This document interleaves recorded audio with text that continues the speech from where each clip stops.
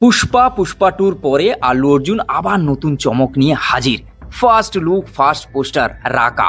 এই সিনেমার যখন ফার্স্ট লুক আর ফার্স্ট পোস্টার আসে, তাতেই একেবারে ইন্টারনেটে একেবারে মানে ভাইরাল, ট্রেন্ডিং, যাই বলো না কেন সেটাই। তার কারণ ভাই, আল্লু অর্জুন ভাই এতদিন গায়েব, ছেলে কি সিনেমা নিয়ে আসছে। হ্যাঁ, জানা যাচ্ছে অ্যাটলির সঙ্গে একটা বিশাল বড় বাজেটের, একটা মেগা বাজেটের একটা সিনেমা করছে। আর সেটা হতে চলেছে কোন সাইফাই হতে পারে, বা সেটা বিদেশের কোনো একটা মানে বলিউড হলিউড লেভেলের একটা সিনেমা হতে পারে। সেই বিষয়টা নিয়ে এতদিন তো একটা মানে মিথ চলছিল, একটা ইন্টারনেটে কথা চলছিল।